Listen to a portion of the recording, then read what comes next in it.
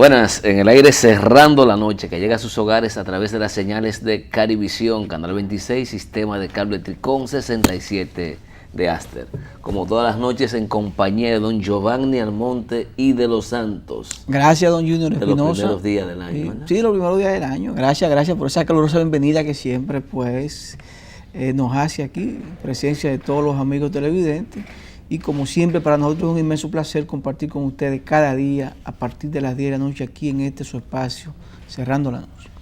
Así es, Giovanni. Y ya las autoridades francesas tienen pistas de algunos de los presuntos participantes en los hechos que ocurrieron durante la mañana de hoy en Francia, en la que fue atacada a tiro las instalaciones de la revista o el periódico El País, caricaturista Charlie Hebdo.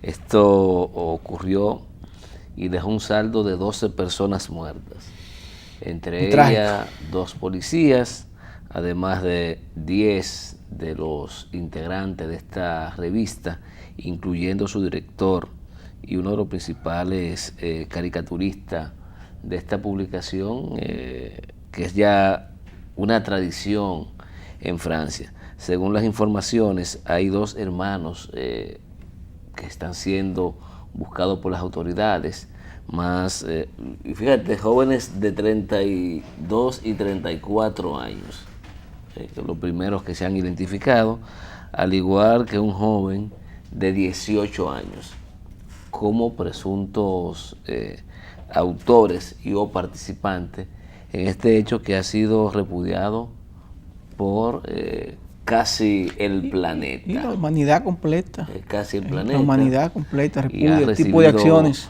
Muchas acciones de solidaridad. De hecho, hubo una gran concentración en París y en otras ciudades en la que se cree participaron más de 100.000 personas portando carteles que decían "Je suis Charlie", o sea, refiriéndose a que ellos son Charlie.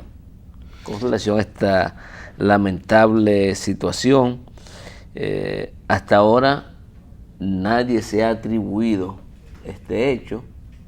Recordar que en las últimas publicaciones de esta revista de caricaturas salieron varias relacionadas a Mohamed. Entonces se presume que esto tiene alguna vinculación. ¿Tú dices Mohamed Ali al boxeador? No, no. Ya. No. Ya. Entonces, hay que esperar a ver qué dicen las investigaciones para uno no adelantarse como es lo correcto. Mira, de antemano, Junior, la humanidad repudia cualquier tipo de acción violenta y terrorista, porque vive en un mundo donde tiene que imponerse la idea, donde el raciocinio y donde la democracia tiene que imperar. Y yo creo que la violencia y usted imponer su criterio por encima, por la fuerza, eso no tiene ningún asidero, y nadie consciente en un mundo como el que vivimos le interesa ni apuesta a este tipo de acciones. La verdad que todo el mundo, como tú lo acabas de señalar, repudia este tipo de acciones, Junior. Y no solo en Francia, sino en cualquier parte del mundo que ocurra cualquier evento de esta magnitud que atente contra la vida de un ser humano, contra una persona, porque este o estos grupos quieran imponer su criterio. Como tú acabas de señalar, nadie ha salido a atribuirse el ataque, pero tú puedes estar seguro de que son algunos grupos adversos que trabajan soterradamente y que tal vez no están de acuerdo con la forma en que el periódico se manejaba. Sí, pero también tiene que ver, y a veces uno tiene que tratar siempre de asumir la máxima de que el respeto al derecho ajeno es la paz. Sí. A la gente hay que respetarla con su creencia. Claro, como tú pienses, como tú actúas. A la gente hay que respetarla. Claro, sin que llegue a mi lindero, sin que llegue a mi casa, o sin que llegue a mi entorno. Que hayan creencias fundamentalistas, terroristas sobre Mahoma, es verdad. Pero también hay gente que eso es lo que creen en su religión, y ese es el Dios que veneran. Entonces usted tiene que tratar de respetar dentro del marco de lo posible a las personas, Pero ve, a sus creencias, pero, porque parte de los conflictos que tiene el mundo es precisamente porque no nos respetamos. sí, Junior, pero la belleza del universo es su pluralidad. Eso es lo que hace elegante el mundo, Claro. esa diversidad. Si todos pensáramos igual, si todos fuéramos igual, fuera, oye, esto fuera, fuéramos roboces. No tendría sentido la vida. No, que no se trata de que seamos iguales, sino que la El diferencia respeto. sepamos tratarla. ¿eh? Respetar, hay cosas que hieren, Claro, claro que sí, claro que que sí. tú la dices, que tú la haces, porque tú no crees en lo que el otro cree, o porque tú no compartes la forma en que el otro practica su creencia. Sí, pues, mira, sí, hablando de eso, Junior, alguien me dice esta mañana de que un presidente de la República, después que él pierde unas elecciones y va a la oposición, tú sabes que cuando tú llegas a la oposición, todo el mundo te deja solo, te abandonan. Y hay una persona que él quería verlo y anhelaba verlo, y nunca lo pudo ver porque nunca se acercó a su casa. Resulta que cuando él vuelve y gana y llega al poder, esa persona quiere verlo y le dice que quiere ver al presidente y que tiene 8 horas esperándolo. Y él le manda a decir que él duró 8 años para poder verlo. Entonces, él simplemente se está desquitando lo que él hizo. Entonces hay muchas formas de tú desquitarte las cosas sin tener que agredir, sin tener que violentar. No, claro, Hay muchos métodos. claro que sí. Pues, la lucha, si tú entiendes que algo no es como tú piensas, lucha en contra de eso. Por ejemplo, explotación Loma Miranda. 2 sectores se enfrentaron para que uno peleando para que Loma Miranda fuera declarado Parque Nacional y otro para que Loma Miranda se explote. Pero no hay que llegar a no hay que llegar a un conflicto bélico ni de pleito. Simplemente cada quien poniendo su postura sobre la mesa y defendiendo su ideología y que impere la mejor. Eso es todo. Eso es lo que pedimos. No, de eso se trata. Lo que no se puede, lo que te digo es que para que haya paz en este mundo, tiene que existir respeto. Así es, así es. Lamentablemente, tiene que existir el respeto mutuo en el que podamos convivir lo que creemos de una forma y lo que creemos de otra forma. Que no se puede seguir manejando todos los conflictos que tenemos, no pueden degenerar en hechos de violencia. Junior, ¿tú sabías que ayer oficialmente se inició el año escolar? Sí. Y todos los estudiantes supuestamente debieron acudir a las escuelas. Sin embargo, se estima que solo el 50% de los estudiantes acudió. A pesar de esto, Junior, de un llamado que hizo el Ministerio de Educación vía anuncios de televisión y de radio y anuncios en la prensa escrita, sin embargo, no fue obtemperado este llamado y se habla de una abstención de un 50% en el primer día de clase, que fue ayer, y es lamentable que todavía los padres no entiendan cuál es su rol, cuál es su compromiso, cuál es su responsabilidad. No es solo el Ministerio de Educación, no solo la escuela, también el padre juega un rol fundamental, la sociedad de padres y amigos de la escuela. Muchas veces queremos atribuir la debilidad del sistema educativo a que los maestros, a que no invierten, a muchas cosas, pero yo creo que el elemento principal es la casa, es el hogar. Y si no nos preocupamos por cumplir con este calendario escolar y nos metemos en la mente de nuestros hijos para inculcarle a ellos la necesidad y la obligatoriedad del estudio, porque no es porque el niño quiere o no quiere, no, es una obligación, es un compromiso. Entonces debemos todos asumir ese compromiso y ojalá que en la próxima Navidad o en el próximo fin de semana largo, los niños no se queden en la casa y sigan aprovechando estos días de fiesta, porque yo creo que fueron demasiados días de fiesta para seguir con este relajo. No, lo que pasa es que las cosas son procesos, Giovanni. Son procesos. No me justifique, Junior. Bueno, el problema está que usted no puede de la noche a la mañana querer cambiar las prácticas. Las prácticas se cambian paulatinamente. Pero si eso fue una campaña, Junior, sobre no importa, motivando a que los niños vayan a la escuela el primer día de clase. No se trata solo de una campaña, es de que la gente vaya creando conciencia. Tú mandaste los tuyos. Claro que sí. Yo mandé los míos. Pero ¿tú sabes por qué no van? Porque pasó lo que pasó hoy. No dieron clase. No dieron clase. Fueron a nada los muchachos. ¿Por qué tú no dices eso? ¿Le dieron clase a lo tuyo?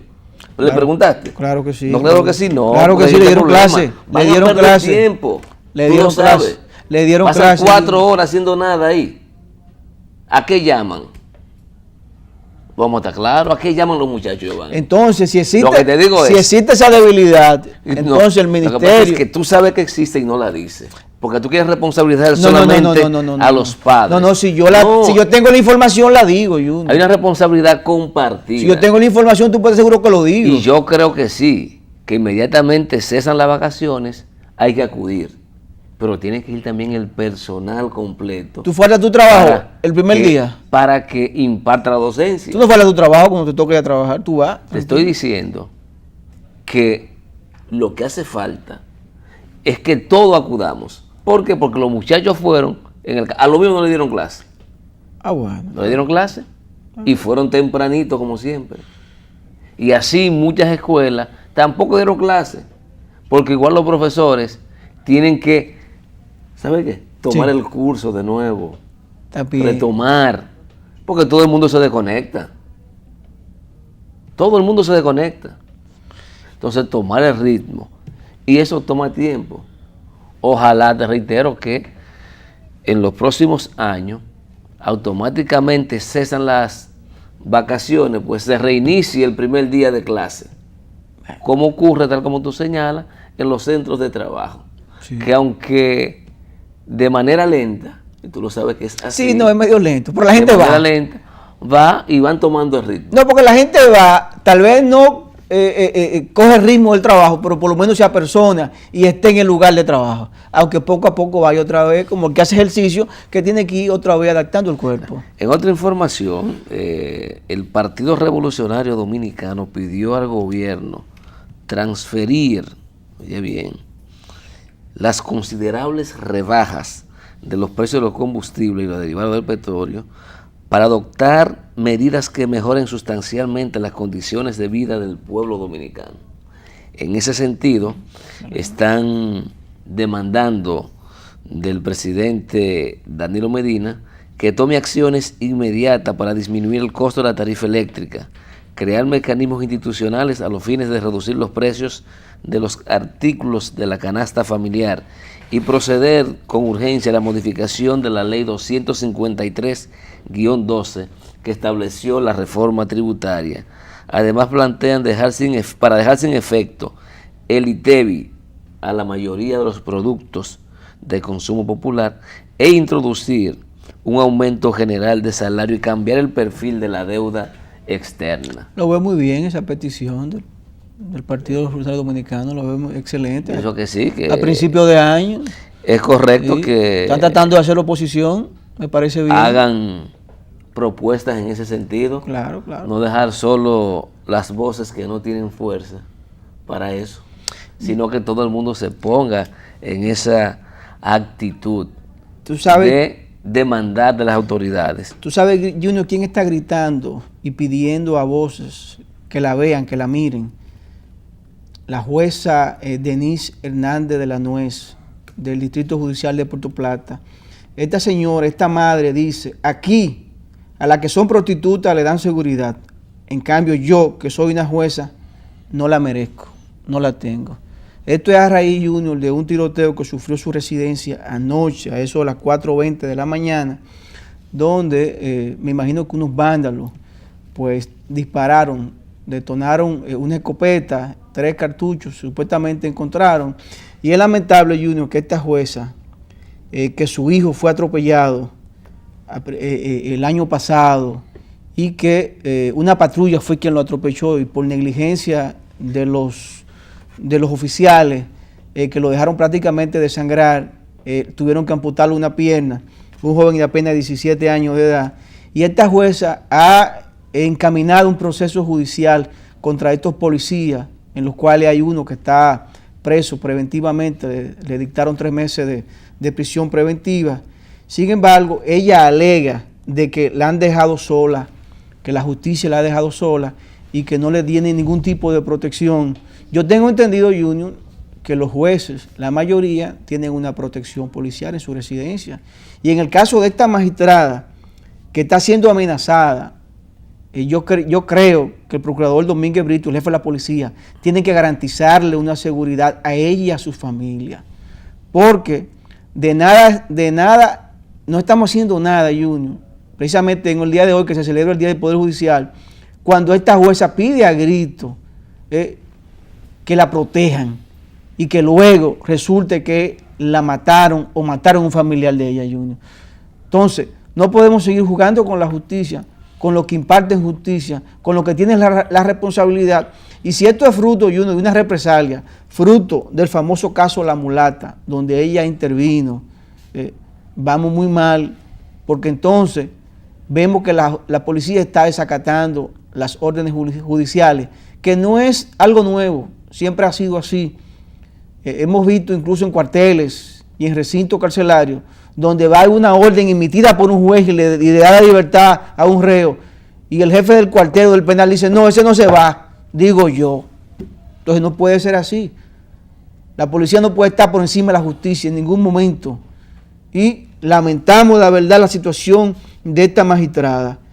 Y yo de verdad que pido solidaridad de los jueces, del Ministerio Público y de la Suprema Corte de Justicia, porque lo que le está pasando a ella le puede pasar a cualquier jueza o juez del país, que se vea acorralado, que están tratando de amedrentarlo, Junior, para que ella desista de seguir buscando justicia para el caso de su hijo, que ahora mismo es un hombre mutilado y que su vida no va a ser la misma, Junior. Mira, es así. Sin embargo, el llamado que tú haces no solamente debe quedarse a las instancias que mencionaste. Yo dudo que ella acepte que un agente de la Policía Nacional pues sea encargado de su custodia. Alguien tiene que cuidarla. Porque precisamente las acciones encaminadas, incluyendo el caso de La Mulata, afectan a agentes de la policía. El hecho que le ocurre a su hijo, están involucrados policías. Ella denuncia que ha recibido amenazas. Y hasta donde se sepa, no ha tenido otro conflicto con otros sectores. No lo ha tenido.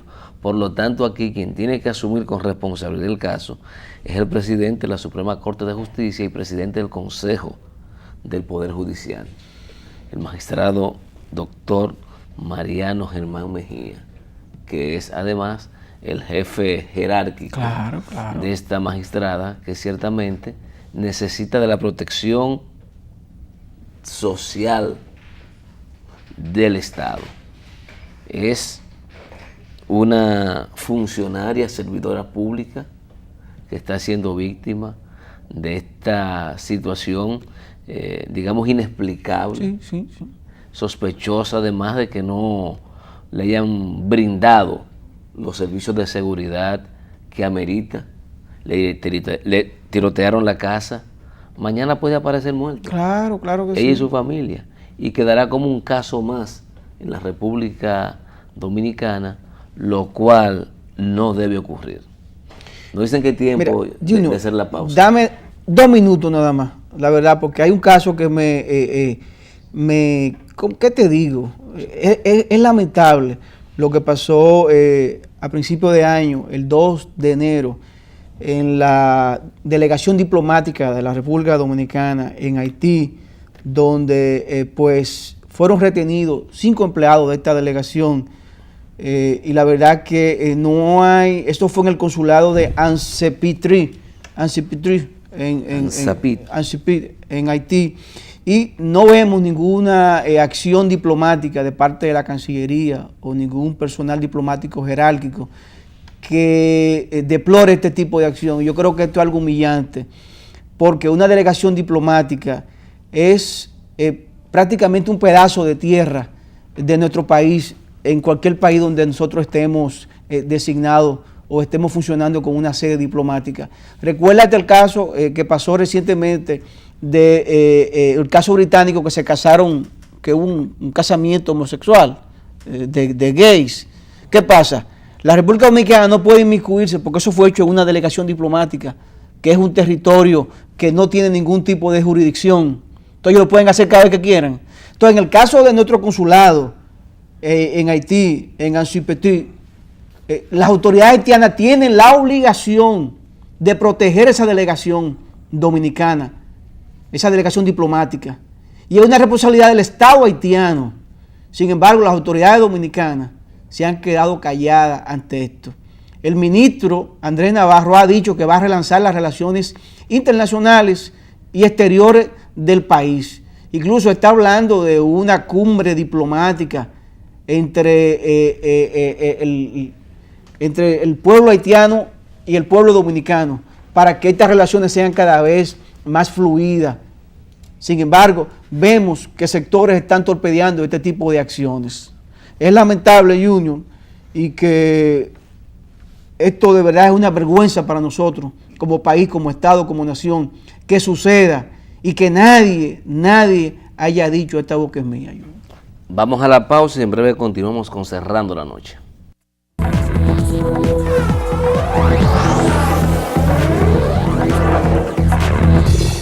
Continuamos con Cerrando la Noche. Giovanni, y como es una costumbre, ya para esta parte del programa, generalmente la dedicamos a conversar con los invitados y las invitadas que son frecuentes a este espacio donde pretendemos siempre socializar temas de importancia para la población dominicana y que la gente pueda hacerse una idea de la magnitud de los problemas que tenemos, pero también de las posibles propuestas de solución dentro de este marco. Y a propósito de que se está hablando y se está iniciando el proceso de discusión para lograr el pacto eléctrico, que es uno de los problemas fundamentales que afecta a la República Dominicana, que voy a meter una cuña, que a pesar de que el gobierno en el mes de diciembre le pagó a los generadores 800 millones, 568 millones, que es el 50% de lo que le adeudaba, los apagones no cesaron. No. Hubo apagones en el país completo. Sí, es cierto. En el caso, en la zona donde estaban, en la región sur, no había luz. 31, día primero, todo el tiempo, apagones y apagones. Entonces es un tema que es de una gravitación fundamental para el desarrollo inmediato y futuro de la República Dominicana. Nuestro invitado ya estuvo por aquí hace un tiempo y fue coautor de un estudio sobre la situación del sistema eléctrico en la República Dominicana y los planteamientos para la posible solución del problema. Este estudio lo realizaron en marzo del 2012, es decir, que ya tenemos 3 años. 3 años. Justamente 3 años. 3 años. Y fue antes de la toma de posesión. ¿Cierto? Sí, porque fue en agosto, entró en agosto de 2012. Antes de la toma de posesión del actual gobierno.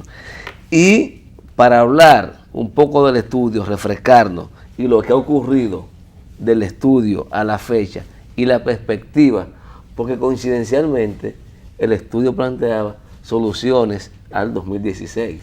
Todas son coincidencias que presenta el estudio, pero para ellos vamos a hablar con el ingeniero Leocadio Lebrón. Bienvenido, ingeniero. Buenas noches, Junior, Giovanni. Gracias. Estamos aquí a su disposición para que tratemos el tema eléctrico, sus problemas, causas, las alternativas de solución.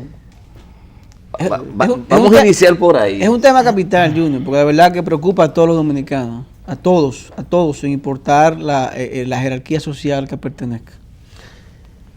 Decía que en el 2012 ustedes elaboraron un estudio situacional y propositivo de soluciones a los diferentes problemas que afectan el sector eléctrico. Abordaban en su estudio no solo el problema de la generación, no solo el problema de las redes de distribución, no solo el problema de la comercialización, sino también el problema relativo al incremento de la demanda que iba a ocurrir en los próximos 4 años. Hoy día, ¿cuál es la situación? ¿Ha mejorado lo que ustedes detectaron en el diagnóstico o se mantiene igual? Primero, el problema eléctrico hay que verlo y tratarlo siempre de manera integral. Cuando hablamos de integrar es que debe considerarse primero los aspectos técnicos, los aspectos económicos y los aspectos regulatorios.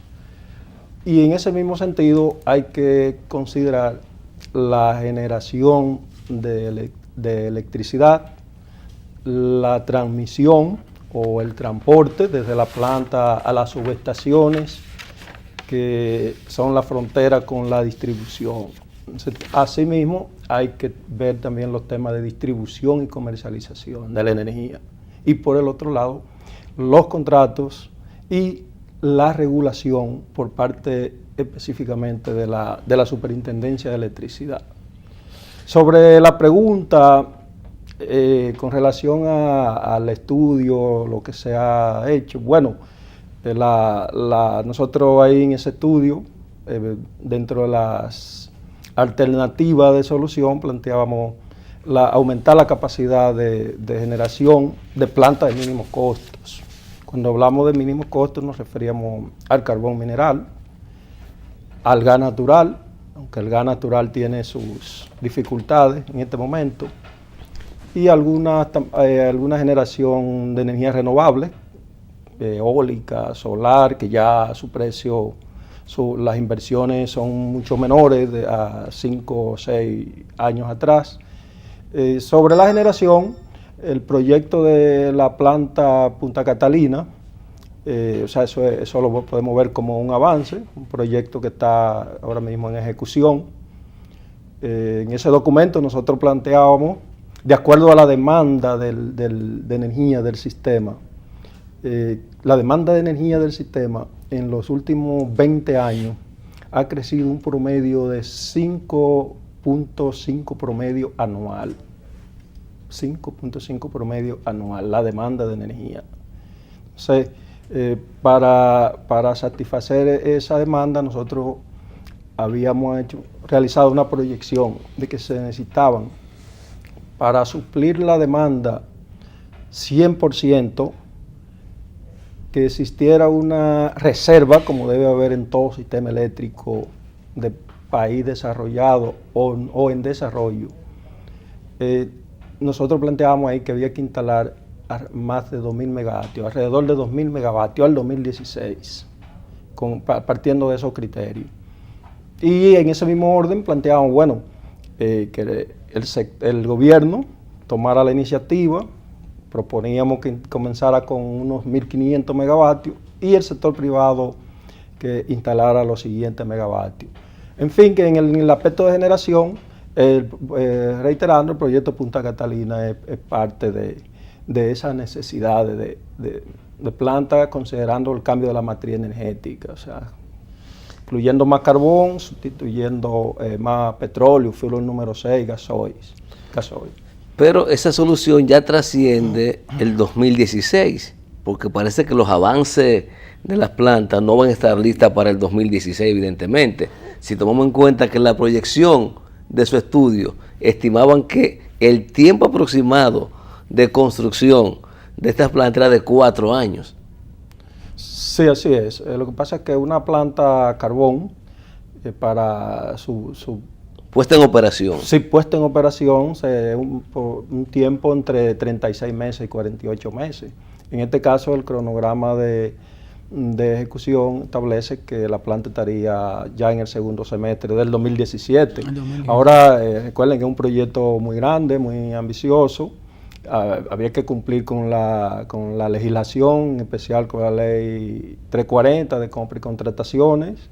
Un proceso de licitación, ustedes saben lo que conlleva ese proceso, recibir, preparar los términos de referencia, evaluar las ofertas, adjudicar. ¿Cuántos megavatios van a tener estas? La capacidad nominal o bruta de esas plantas son 376 megavatios por unidad. Como son 2 unidades, serían unos 752 megavatios de capacidad bruta.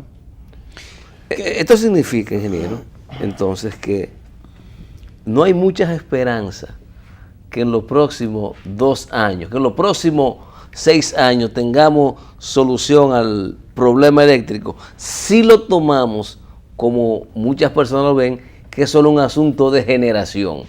Es decir, instalar la capacidad que requiere el país nos va a tomar todavía unos 36 meses. Bueno, las plantas ya, como le decía ahorita, en el cronograma de ejecución se plantea que son 44 meses. 44 meses se cumple para la segunda unidad, para la primera unidad 42 meses. Estaríamos hablando que la segunda unidad estaría en octubre del 2017. Claro, el fin es que las plantas se está instalando y va a ser, como le decía, 752 megavatios, van a crear un impacto bastante positivo, tanto en el suministro como en el déficit financiero. Eso es si se consigue el financiamiento para terminarla. Bueno, me imagino que se va a hacer como quiera, ¿verdad? Se está haciendo, y sí, eso se ha ido avanzando, aparte de los aportes del Estado.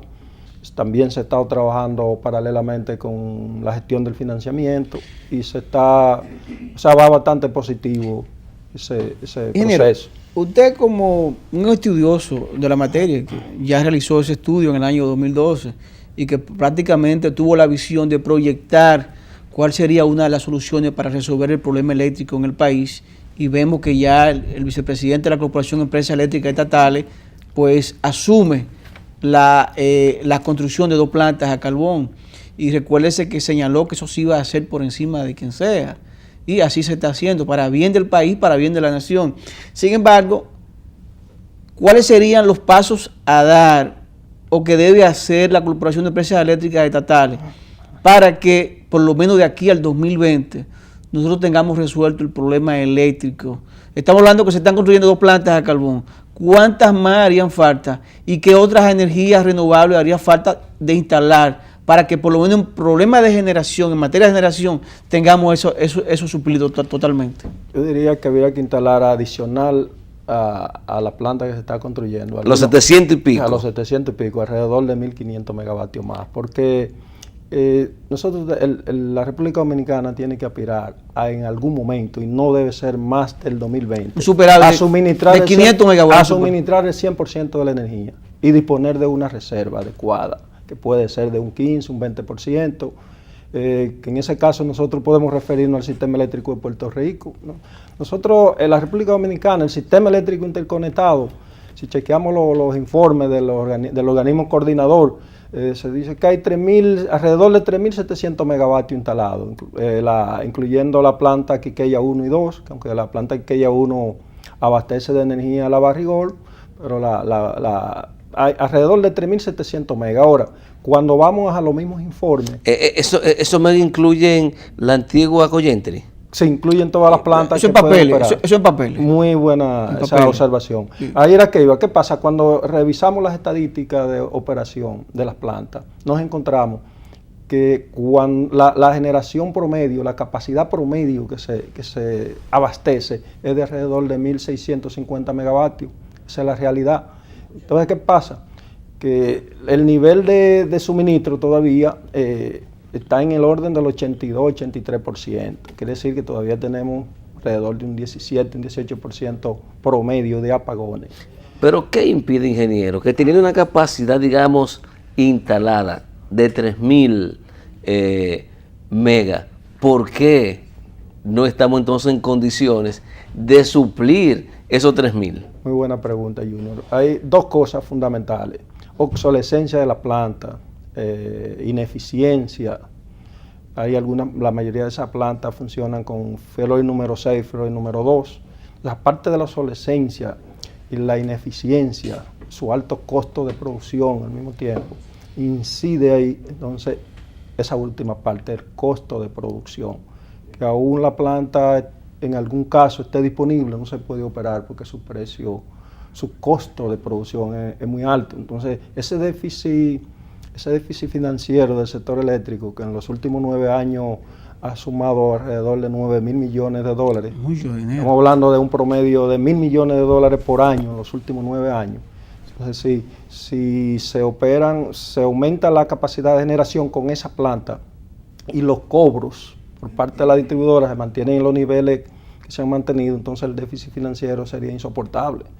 Son 1.400 millones, se irían a 1.600 y así sucesivamente. Por eso es que los apagones tienen dos vertientes, que uno es los problemas técnicos y también los problemas de costos. No sé. Pero en el momento actual, digamos que el costo de generación ha disminuido porque ha habido una baja sensible en el costo de los precios de los combustibles derivados de petróleo.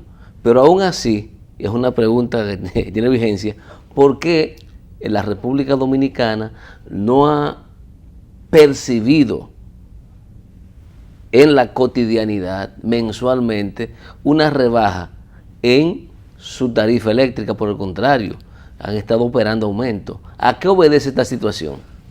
Bueno, lo que pasa es que, como decía ahorita, hay un déficit demasiado alto, déficit financiero. Entonces, y un subsidio al mismo tiempo, porque ese déficit tiene que ser subsidiado. Por ejemplo, ahora la estadística ya oficial, no tengo la del 14, pero en el 2013 el déficit fue de 1.369 millones de dólares y el gobierno aportó directamente 1.329. Entonces, hay que atacar el tema de la generación y tratar de reducir ese déficit y el subsidio para entonces poder atacar la tarifa. Hay que resolver ese problema o ayudar a avanzar en la solución de ese problema de altos costos de producción y de reducir el déficit para luego entonces tocar la tarifa.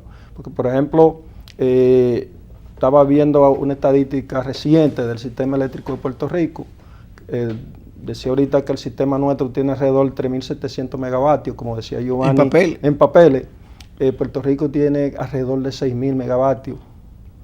1.960 y tantos megavatios, pero esos son reales. ¿Y qué está haciendo Puerto Rico? Tiene una demanda ya máxima que supera los 1.600 megavatios el sistema eléctrico de Puerto Rico. Quiere decir que tiene una reserva altísima.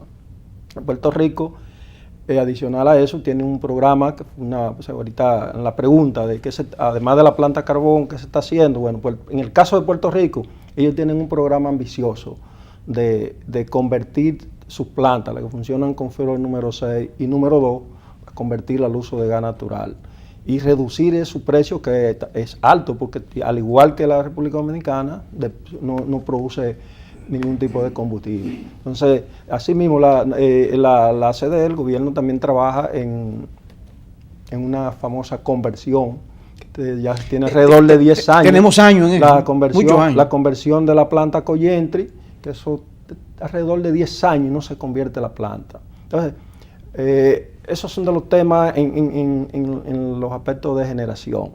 Por eso decíamos ahorita, bueno, que como sabemos que el tiempo es corto, tratar un poco los otros problemas. Pero podemos cerrar con la generación, quiere decir que esa planta que se está construyendo, las conversiones que tienen que realizarse y otros megavatios nuevos, si no se hace eso, no se va a poder suplir ese 100% de la demanda. Entonces eso tiene que continuarse trabajando con la planta a carbón de 752 megas, con la conversión que se realice esa conversión y con los nuevos megavatios que faltan, gas natural, energía renovable, alguna hidro que se pueda construir de nuevo, pero todavía el tema de generación, como decía ahorita, para poder suplir la demanda en el 2020 habría que instalar mínimo más 1.500 megavatios adicional a los que están y a lo que se está construyendo. ¿Cuánto aporta el parque eólico que está ubicado en Juancho?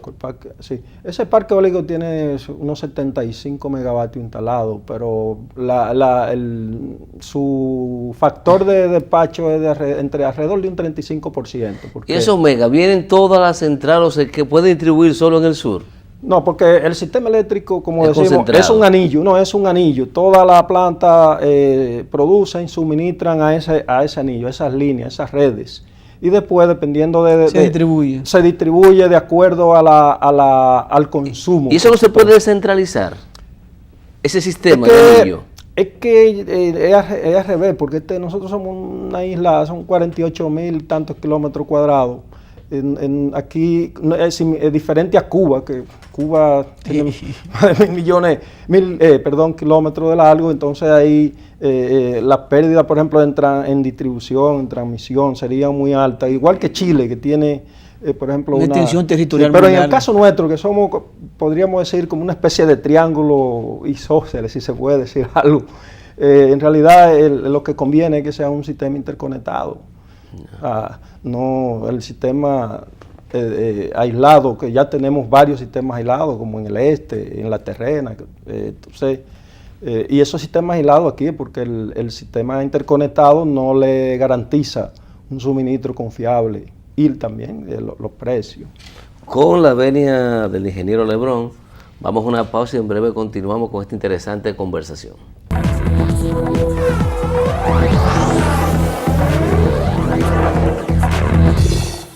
Continuamos con Cerrando la Noche y esta conversación con el ingeniero Lebrón. Ingeniero, decíamos al inicio del programa que ya el país está abocado, creo que en este mes va la primera reunión formal de los sectores que intervienen en lo que se ha llamado el pacto eléctrico. Y a veces uno oye hablar del pacto eléctrico, pero ¿en qué consiste el pacto eléctrico? ¿Cómo beneficia eso a la ciudadanía? Bueno, el pacto eléctrico, como saben ustedes, de verdad, es parte de uno de los ejes estratégicos que se trató en la Ley de Estrategia Nacional de Desarrollo, que en el tercer eje, creo que el artículo 15 de la ley especifica de que la participación ciudadana en los pactos, no solamente en el eléctrico. Luego el artículo 25, me parece, entonces ya se refiere al tercer eje, que es donde se establece que debe haber un servicio de electricidad confiable y a precio competitivo. Y luego viene la convocatoria, que debe hacerlo el Consejo Económico y Social. Entonces el pacto eléctrico de que viene su origen, como vino el pacto educativo, vendrá el pacto fiscal. Ahora la pregunta, que ¿en qué beneficiaría, cómo beneficiaría el pacto eléctrico a la República Dominicana, a los usuarios, a la sociedad? Yo diría que beneficiaría de acuerdo a la posición de los actores y en este caso debo referirme a la posición del gobierno, porque al final el servicio eléctrico, o sea, es un servicio público, pero al mismo tiempo es un negocio. Y la posición del Estado, porque hay que, como decíamos al principio, hay que ver el tema de manera integral en el pacto eléctrico. Tenemos que verlo repitiendo, ¿verdad?, los temas de generación, los temas de transmisión de energía, lo de distribución y comercialización y los aspectos regulatorios. O sea, diríamos que en el pacto eléctrico la posición del Estado y también de la sociedad, y por qué no, también de los inversionistas, bueno, debe transparentarse el costo de la energía, eso es lo primero. El costo de la energía tiene 3 componentes básicos, podríamos decir 4. El primero es el combustible. El segundo es la operación y mantenimiento de las plantas generadoras. Y el tercero es el componente de inversión. Luego el cuarto sería el beneficio del inversionista. Yo creo que es una opinión muy personal, el pacto eléctrico debe girar ahí, en transparentar el costo de la energía. El combustible, dependiendo del tipo de combustible que sea, eso es algo muy sencillo. Hay una unidad que es común para todos los combustibles, que es el millón de BTU. Y cuando se lleva esa unidad común a centavos de dólar por kilovatio hora, entonces ese componente combustible va a representar tantos centavos de dólar por kilovatio hora. Ahí no existe ningún secreto. Entonces el otro componente, que fue operación y mantenimiento, La operación y mantenimiento varía de acuerdo al tipo de planta. Una central eléctrica a carbón tiene más componentes que una gas natural o que una que funcione con firol número 6 o número 2 convencional. Entonces, hay unos estándares internacionales que es lo que se debe pagar por operación y mantenimiento de una planta. Y eso varía, además de los tipos de plantas, bueno, varía de acuerdo al país, si en Estados Unidos, en Europa o en países de Latinoamérica. Puede variar, pero ese es el otro componente que es claro, ahí no hay secreto. El otro componente es el de inversión. La inversión varía también de acuerdo a la tecnología de la planta. Una planta a carbón tiene un costo por megavatio instalado X. Una planta de ciclo combinado a gas natural también tiene su costo de inversión y así la demás planta. La inversión, cuáles son el equity o el avance que va a aportar el propietario, y la otra parte es el financiamiento. Y en el financiamiento son las condiciones de financiamiento, tasa de interés, plazo para el pago de esa inversión. Eso es básicamente. Entonces esos costos son internacionales, esos costos son estándares que lo han estudiado muchas instituciones, muchas agencias, muchos expertos, y eso es claro. Ingeniero. Sí. ¿Usted cree que con el pacto eléctrico en la República Dominicana el problema eléctrico va a dejar de ser un negocio para prestar un servicio y convertirse en un servicio del que se puede hacer negocio? Todo depende de lo que estamos diciendo, o sea, el enfoque que se le dé, porque si en el pacto eléctrico no vamos a resolver ese problema de sobrecosto de combustible que existe ahora mismo en los contratos, por ejemplo, del Acuerdo de Madrid, que al precio del petróleo cuando estaba en los $80 el barril había alrededor de 300 millones de dólares de sobrecosto por esa famosa fórmula, esa estructura de esa fórmula que cuando aumentaba el precio del petróleo, así mismo aumentaba, desproporcionadamente aumentaba el precio de la energía. Entonces, el combustible debe ser, como se dice en inglés, un pass-through. El combustible debe ser lo que cuesta. Ningún inversionista, ningún generador debe beneficiarse del combustible. Entonces, ni de otros componentes. El beneficio del generador es el que se negocie. Por ejemplo, la Comisión de Energía de Chile, que es la que regula el sistema eléctrico de Chile, cuando se hizo la reforma, se estableció que el margen de rentabilidad para la generación era de un 10%. El margen de rentabilidad para la distribución... ¿Eso podría estar planteado en el pacto eléctrico? Bueno, eso debe plantearse.